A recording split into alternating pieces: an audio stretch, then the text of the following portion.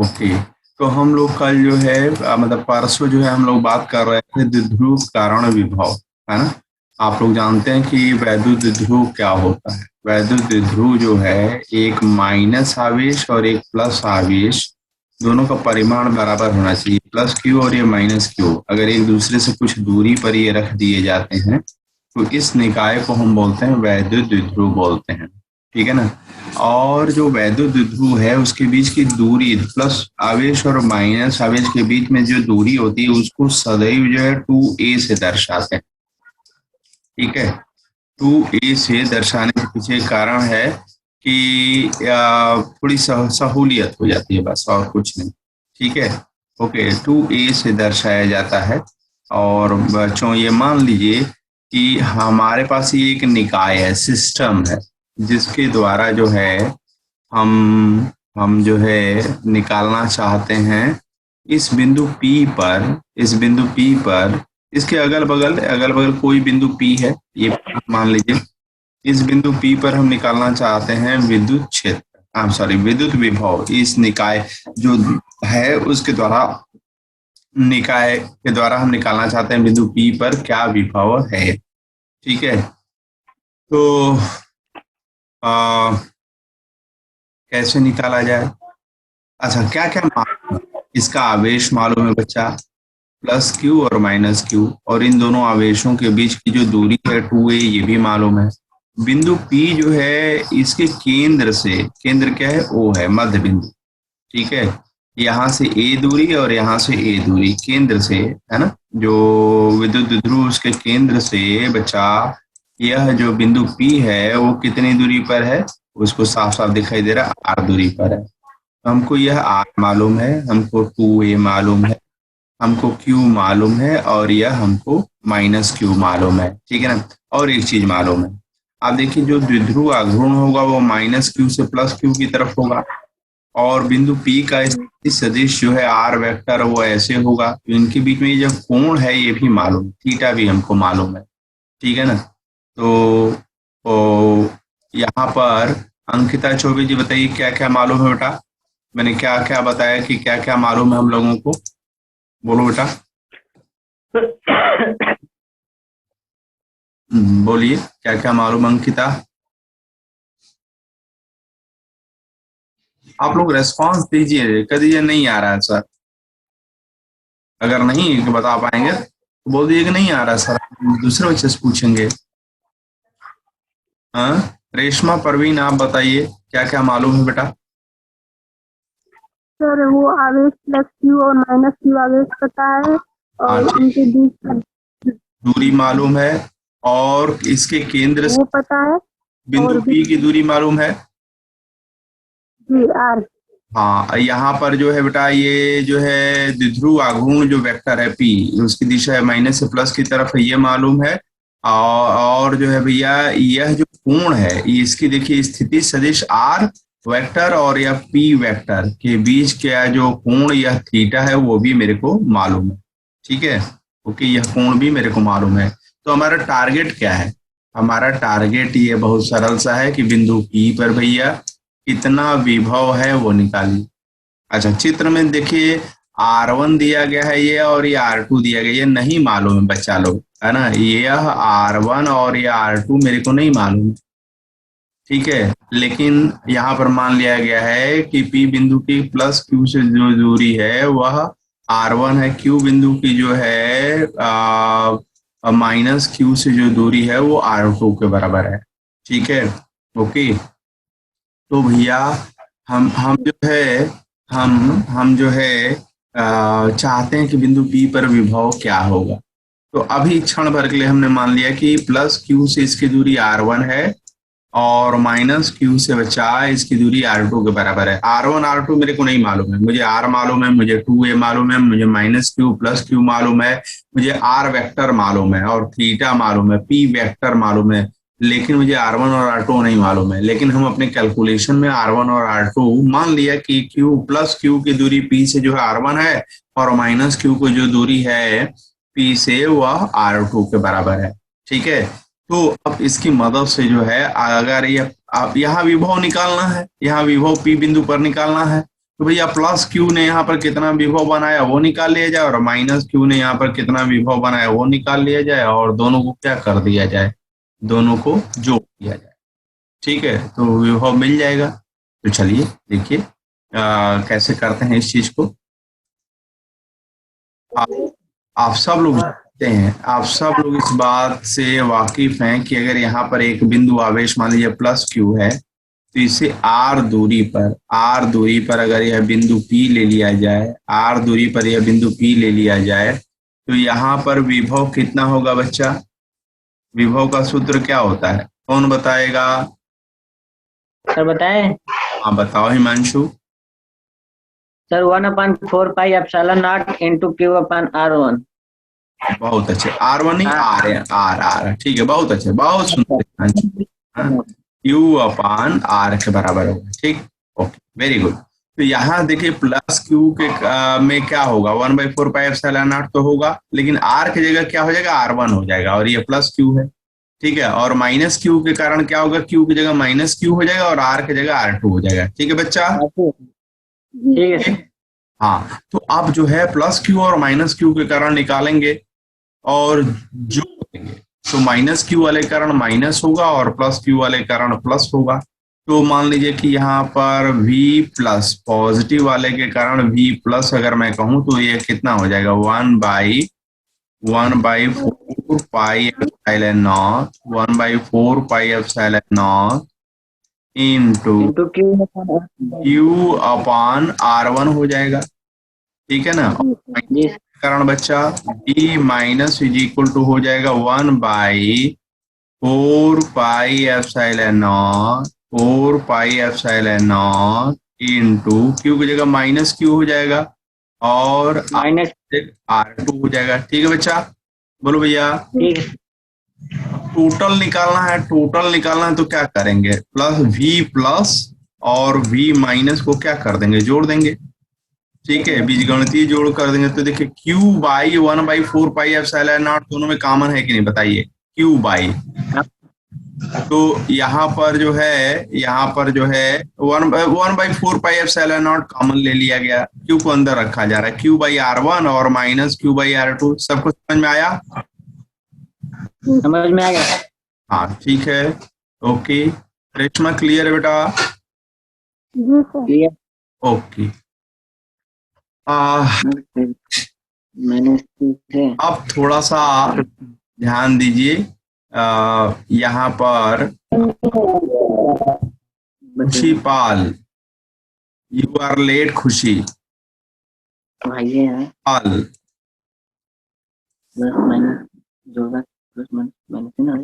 खुशी पाल yes sir. Late हैं बेटा आप, करीब आप जो है 10 मिनट लेट हैं। सर क्लास का शुरू का 5 मिनट तो क्रीम पार्ट होता है, उसी में सारा इंट्रोडक्शन होता है और उसी से टारगेट तय होता है कि आज क्या पढ़ा जाएगा। उसी समय अगर आप गायब रहेंगे तो क्या सीखेंगे बताइए। चलिए कोई बात नहीं। यह देखिए ये त्रिभुज है, बोलो भैया, ये एक त्रिभुज है ना भैया? जी सर है। और इस भुजा की लंबाई R1 के बराबर है, इस भुजा की लंबाई R के बराबर है, इस भुजा की लंबाई A के बराबर है, और यह कोण कितना है, थीटा है। तो यह सिद्ध किया जा सकता है, यह सिद्ध किया जा सकता है कि ये जो कोण है 90 से कम है कि ज्यादा है, बताइए। थीटा आपको क्या लग रहा है, 90 से कम लग रहा है कि ज्यादा है? 90 से कम है। 90 से कम लग रहा है, ठीक है। तो 90 से कम जो है उसके सामने की जो भुजा है उसका स्क्वायर, तो ये R1 लंबाई R1 स्क्वायर बराबर बराबर बराबर जो दूसरी भुजा है वो R स्क्वायर प्लस जो दूसरी अन्य भुजाएं हैं R square plus A square और minus 2 into A into R into cos के बराबर होगा। ये सिद्ध किया जा सकता है, याद रखिएगा, है ना, जहां पर ये थीटा 90 से कम होगा वहां पर। ठीक है बच्चा? ओके, ये सिद्ध किया जा सकता है और उसी चीज का हमने उपयोग किया है। देखिए R1 square is equal to R square plus A square minus 2AR cos theta, गणित में आपको पढ़ाया जाएगा। ठीक है। अच्छा, यहाँ पर देखिए दूसरे वाले त्रिभुज में एक त्रिभुज ये भी है हमारे पास, ये एक त्रिभुज ये भी हमारे पास है। तो यहाँ पर यह एंगल कितना हो जाएगा, 180 डिग्री हो जाएगा। इसके सामने वाली जो भुजा हो जाएगी कितनी हो जाएगी, R2 के बराबर हो जाएगी। यह भुजा R के बराबर है और यह भुजा A के बराबर है, तो R2 स्क्वायर है ना। देखिए पहले वाले समीकरण में यहाँ पर जो है थीटा की जगह अगर 180 माइनस थीटा रख देंगे तो R2 मेरे को मिल जाएगा। R2 square is equal to R square plus A square, और cos 180 माइनस थीटा जो था माइनस cos थीटा होता है, तो माइनस माइनस क्या हो जाएगा, प्लस हो जाएगा, तो plus A into R into cos. ठीक है, अगर आपको नहीं समझ में आता है तो आप तोते की तरह रट लीजिए। ठीक है, ओके, हेलो, जी देखो जी सर। देख लो एक एक देखते हैं, कोशिश करते हैं। जैसे ये मान लो एक त्रिभुज है, यह A है बेटा, यह B है और यह C है, और यह कोण जो है वो थीटा के बराबर है।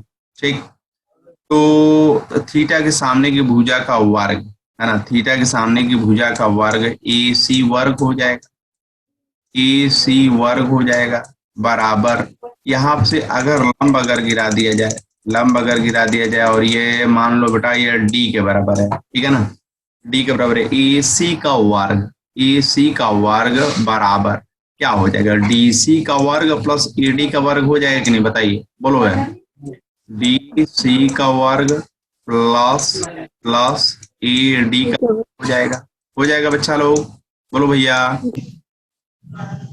लेकिन DC को बेटा BC माइनस BD लिख सकते हैं, BC माइनस BD लिख सकते हैं। ये सब आप लोग गणित में प्रूव करेंगे, BC minus BD whole square करेंगे। और AD स्क्वायर को आप क्या लिख सकते हैं, AD स्क्वायर को आप लिख सकते हैं AB square minus BD square, क्योंकि 90 अंश है तो पाइथागोरस प्रमेय के मदद से आप इसको लिख सकते हैं AB square minus AB square minus BD square. और बच्चा यह वर्ग कर दो यहाँ पर, तो ये क्या हो जाएगा, BC वर्ग प्लस BD वर्ग और minus 2 into BC into BD plus AB square minus BD square हो जाएगा। तो भैया BD स्क्वायर प्लस और माइनस कट गया, तो ये बच्चा हो जाएगा ये AB square plus BC square, ये हो गया AB square plus BC square. ठीक है, अब देखो भैया माइनस 2 इंटू BD है ना। देखो यहाँ cos थीटा ले लो बच्चा, cos थीटा बराबर क्या हो जाएगा, cos theta is equal to इस वाले त्रिभुज में छोटे ABD में जो है अगर आप cos थीटा लोगे तो BD बाई AB हो जाएगा, तो यहाँ क्रॉस मल्टीप्लाई कर देंगे तो BD बराबर क्या हो जाएगा, BD बराबर हो जाएगा बच्चा वो AB इंटू कॉस थीटा हो जाएगा। ठीक है, तो यहाँ पर हमने BD बराबर क्या रख देना है, यहाँ पर AB इंटू कॉस थीटा रख देना है। ठीक है, तो ये AC स्क्वायर आ गया। अब देखिए समझने की कोशिश करिए, हमने थीटा के सामने वाली जो भुजा है वो AC का स्क्वायर निकाला तो क्या आया, अन्य जो दो भुजाएं बच रही हैं AB square plus BC square मिल गया, बोलो बच्चा, बोलो भैया। और माइनस टू इंटू BC है ना, -2 इंटू BC और इंटू AB है ना, -2, यही दो भुजाएं जो है स्क्वायर ना होकर के BC इंटू AB कर दीजिए, 2B कर दीजिए, और cos थीटा दोनों AB और BC के बीच में जो कोण है उसे गुणा कर दीजिए। तो ये मैंने आपको प्रूव कर,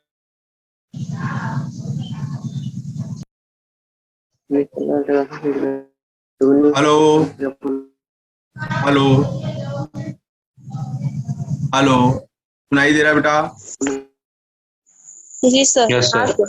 तुरंत रख लीजिए है ना, मैं यहाँ बोल रहा हूँ माइक ऑफ है तो कहाँ सुनाई देगा, कैसे ऑफ हो गया ये मुझे समझ नहीं आया।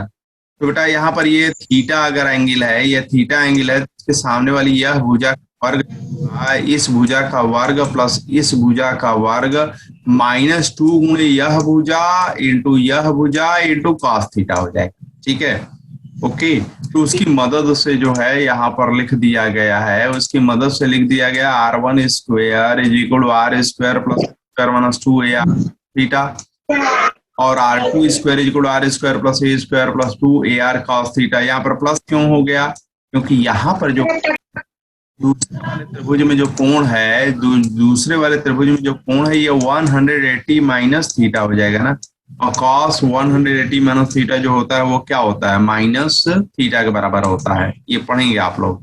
तो भैया यहाँ पर जो है हम लोगों ने जो है r1 स्क्वायर और ये r2 स्क्वायर निकाल लिया। ओके, अब r1 में देखिए यहाँ से r स्क्वायर कॉमन ले लिया, लेकिन सर यहाँ तो कॉमन है ही नहीं, जबरदस्ती क्या कॉमन ले रहा है? ले लिया, कॉमन ले लिया। तो आर स्क्वायर जब बाहर जाएगा तो ये 1 माइनस, यहाँ पर जो बाहर जाता है ना वो हर टर्म डिवाइड होता है, तो आर स्क्वायर से यहाँ भाग देंगे, आर स्क्वायर से यहाँ भाग देंगे, आर स्क्वायर से यहाँ भाग देंगे, तो यहाँ आर स्क्वायर से भाग देंगे तो 1 आ जाएगा, और यहाँ पर आर स्क्वायर से भाग देंगे तो एक आर कट जाएगा, तो ये 2a cos थीटा के बराबर हो जाएगा, नीचे एक आर बच जाएगा, और यहाँ ए स्क्वायर में कुछ कटने लायक नहीं है, तो यहाँ ए स्क्वायर बाई आर स्क्वायर हो जाएगा। ठीक है बच्चों, बोलो भैया। जी सर। और मैं आपको बता दूं यह बिंदु जो होता है P बिंदु ज्यादा दूरी पर होता है, और यह दूरी बहुत कम होती है, 1 एंगस्ट्रॉम, 1.5 एंगस्ट्रॉम, 2 एंगस्ट्रॉम के आसपास होती है। और ये मान लीजिए 50 एंगस्ट्रॉम है, तो ये 50 एंगस्ट्रॉम है, तो उसकी तुलना में 1 एंगस्ट्रॉम की कोई औकात नहीं।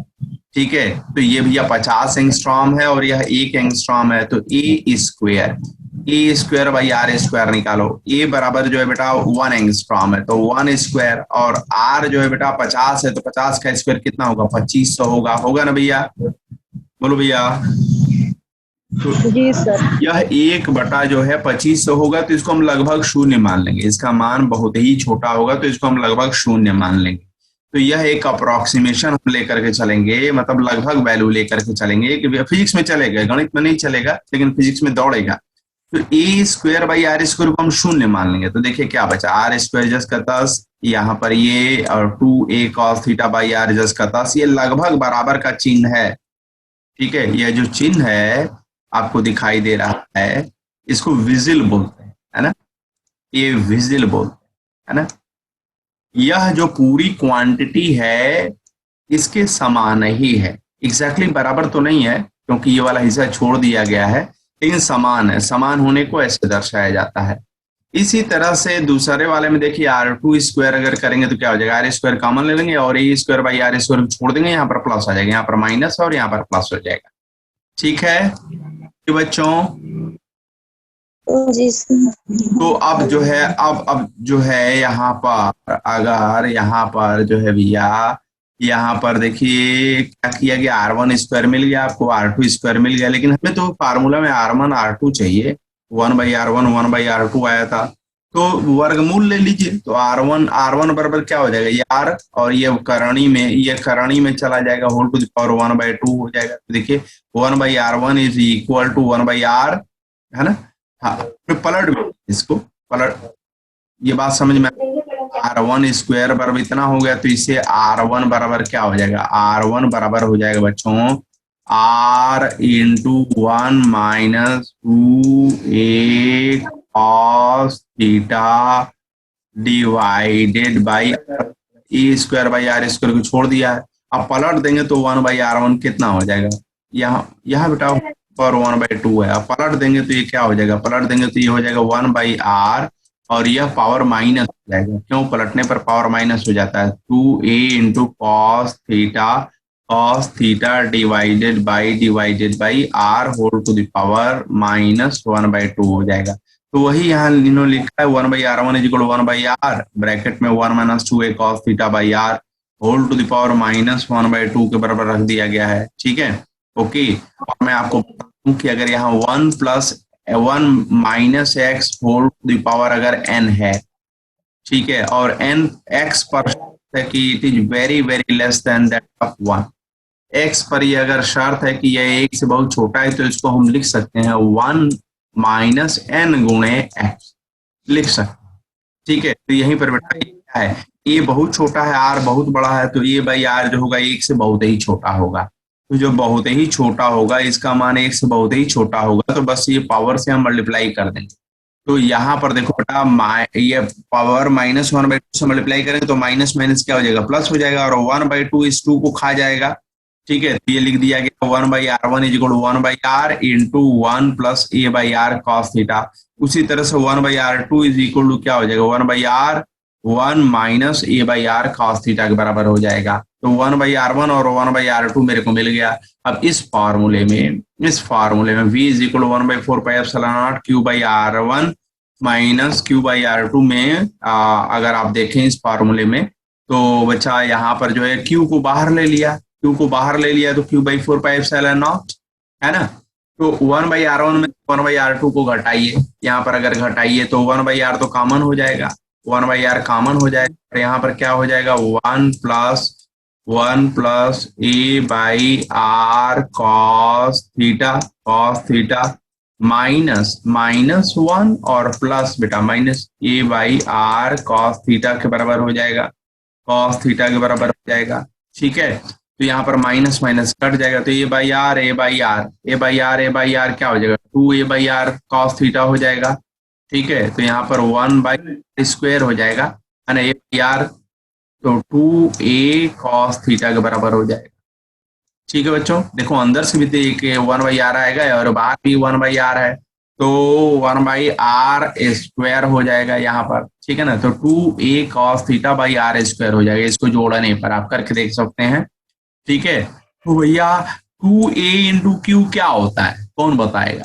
2a दोनों आवेशों के बीच की दूरी गुणे आवेश क्या होता है, p होता है। p जो होता है द्विध्रुव आघूर्ण होता है क्या, जी सर जी। तो ये द्विध्रुव आघूर्ण हो जाएगा p, और cos थीटा हाँ p होता है। अब देखो भैया p cos थीटा क्या होगा, p cos थीटा क्या होगा। यहाँ पर देखिए द्विध्रुव आघूर्ण जो है बेटा, द्विध्रुव आघूर्ण p वेक्टर इधर की तरफ है, p वेक्टर इधर है, बिंदु p यहाँ पर है भैया, और यह स्थिति सदिश जो है ये इसका r वेक्टर के बराबर है, और इस दिशा में अगर इकाई सदिश को अगर r कैप ले लिया जाए, इनके बीच में कोण कितना है, थीटा के बराबर। तो आप मुझे ये बताइए कि p वेक्टर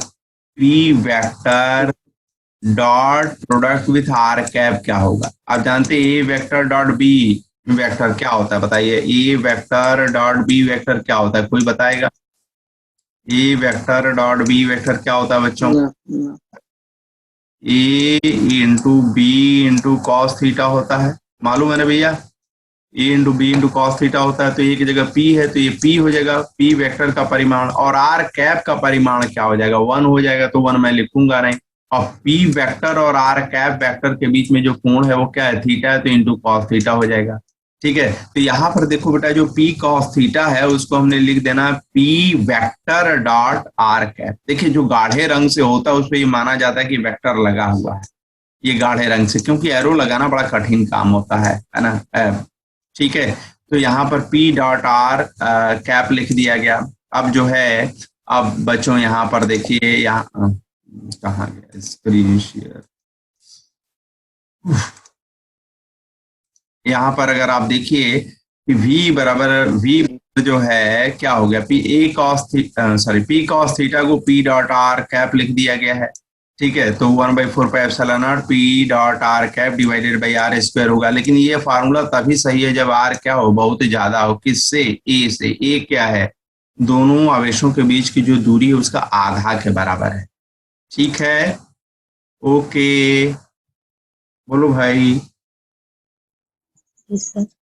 ठीक है सर। अच्छा, अब देखिए कुछ स्पेशल बातें मैं बताने जा रहा हूं आपको, कि जैसे मान लीजिए कि ये द्विध्रुव है, ये माइनस और ये वाला जो है ये प्लस है।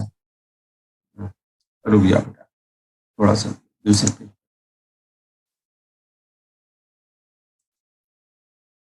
यहाँ कुछ स्पेशल बातें मैं आपको बताने जा रहा हूं। मान लीजिए कि आपके पास जो ये द्विध्रुव है, ये आपका जो है भैया ये माइनस चार्ज और प्लस चार्ज, ये वाला माइनस चार्ज है और ये वाला जो है प्लस चार्ज है। ठीक है, और भैया जो है सेंटर टू सेंटर दूरी जो है वो मान लीजिए r के बराबर है। सेंटर टू सेंटर ये -q के बराबर है और ये क्या है +q के बराबर है।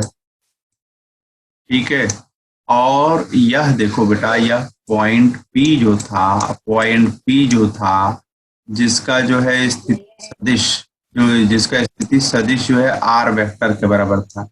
यहाँ से जो दूरी थी वह r वेक्टर के बराबर थी और यह कोण इससे देखिए माइनस से प्लस की तरफ p वेक्टर होता है। p वेक्टर से जो इसका स्थिति सदिश जो है r वेक्टर जो है थीटा कोण बना रहा था। तो यहाँ पर p बिंदु पर अगर r very very greater than that of a है तो उस कंडीशन में हम लोगों ने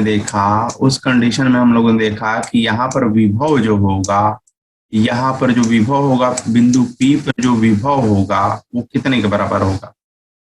बोलो भाई, हम लोगों ने देखा ये होगा 1/4 pi epsilon not into P into cos theta divided by r square के बराबर हो जाएगा। इतना देखा बच्चों? बोलो भैया। जी सर। अब देखो बेटा, आप ध्यान दो, अगर थीटा को मैं 0 कर दूं, मतलब यह है कोण 0 कर दूं तब क्या होगा, और थीटा को 90 डिग्री कर दूं तब क्या होगा? तो देखिए कमाल की बातें मिलेंगी हमको, और यही इस चैप्टर का जो है महत्वपूर्ण बिंदु है ना। इसका जो है महत्वपूर्ण बिंदु है बच्चा, जरा सा ध्यान रखिए। 1 मिनट।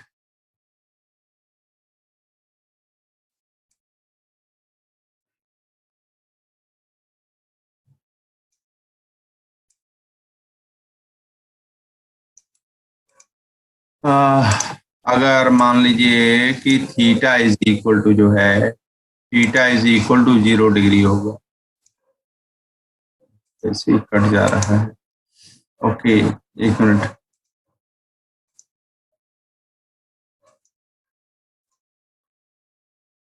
यहाँ पर देखो ये थीटा है और ये घूम करके थीटा इज इक्वल टू 0 हो जाएगा, तो बिंदु P कहाँ आ जाएगा? यहाँ आ जाएगा। सब लोग सहमत? बोलो भैया। Yes sir. P बिंदु यहाँ पर आ गया, तो क्या अक्ष पर आ गया क्या? बोलो। तो द्विध्रुव की अक्ष पर आ गया तो हम v एक्सिस बोलेंगे। एक्सिस मतलब अक्ष पर। एक्सिस पर जो है कितना विभव होगा? ये होगा 1/4 pi epsilon not into P into cos 0 हो जाएगा। बोलो भैया। cos 0 हो जाएगा डिवाइडेड बाई r स्क्वायर के बराबर हो जाएगा। कुछ गड़बड़ हो रहा है क्या? 1 मिनट, जरा सा 1 मिनट बेटा, थोड़ा सा 1 मिनट, जरा सा धैर्य रखिए।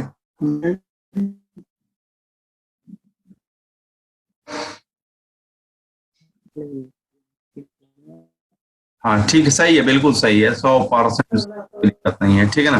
तो यहाँ अक्ष पर अगर बेटा, तो ये cos 0 क्या हो जाता है बताइए? cos 0 का मान कितना हो जाता है?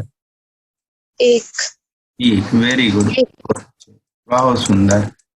v एक्सिस इज इक्वल क्या हो जाएगा? ये 1/4 4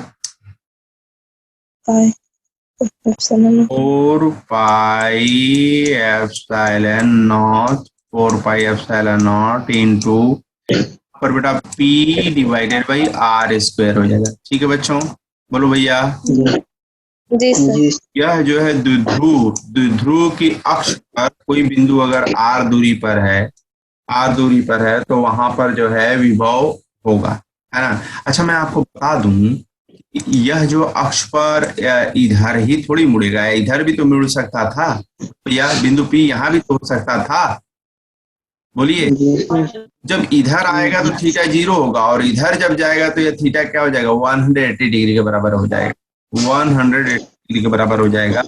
तो बच्चा, आपकी किताब में ये बताया गया है कि विभव जो है वह प्लस भी हो सकता है और माइनस भी हो सकता है। तो जब theta is equal to 180 degree होगा तो माइनस होगा, और थीटा इज इक्वल जब प्लस 0 डिग्री के बराबर होगा तब प्लस होगा। ठीक है बच्चों, बोलो भैया। ठीक है। यहाँ साफ साफ लिखा है धनात्मक चिन्ह थीटा बराबर 0 के लिए तथा ऋणात्मक चिन्ह थीटा इक्वल पाई के लिए है। ओके, ठीक है बच्चों। जी सर। अच्छा, तो अब इसमें जो महत्वपूर्ण बिंदु, ये 2 बिंदु दिए गए हैं, मैं बता दे रहा हूं आपको। इसमें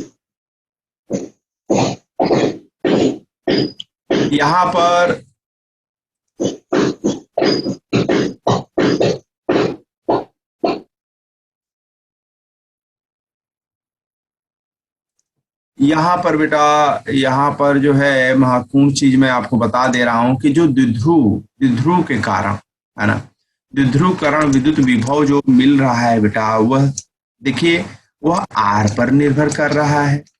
ठीक है, अब जैसे यहाँ देखिए, ध्यान दीजिए, ये माइनस क्यू है और ये प्लस क्यू है।